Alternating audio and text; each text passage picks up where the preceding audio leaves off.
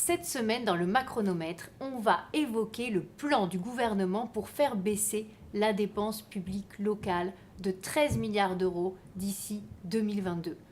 La note du Macronomètre est de 6 sur 10.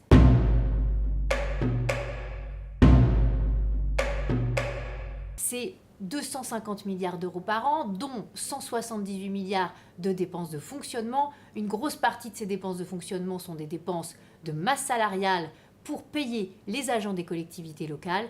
Et depuis les années 80, on a embauché à peu près 1 million d'agents publics en plus dans nos collectivités.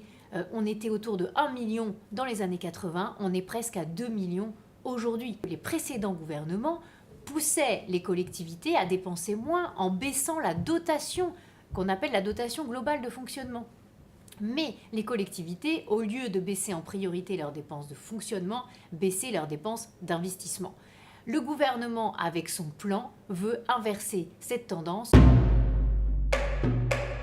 Son idée, c'est de faire signer un contrat avec les 322 plus grosses collectivités de France. Dedans, il y a 145 communes, mais il y a aussi toutes les régions, tous les départements et quelques intercommunalités. Là, on est sur l'idée que chacun va s'engager en tant qu'exécutif local vis-à-vis de l'État à ne pas augmenter sa dépense de fonctionnement de plus de 1,2% par an.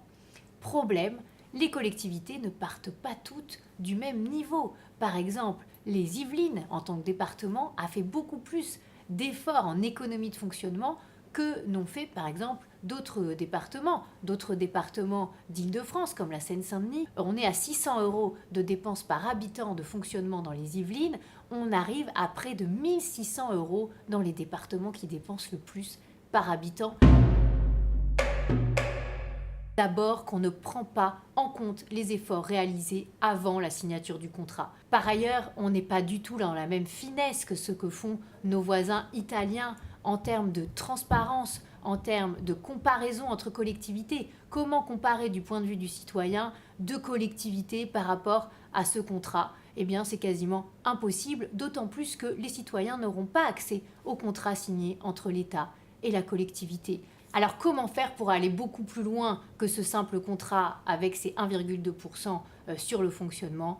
Il faudrait arriver à faire converger toutes les collectivités locales sur les meilleurs gestionnaires, avec peut-être des bâtons, comme le gouvernement a prévu, mais surtout une carotte beaucoup plus importante que ce que nous avons aujourd'hui, qui est vraiment très minimaliste et qui n'incitera pas véritablement les collectivités à jouer le jeu.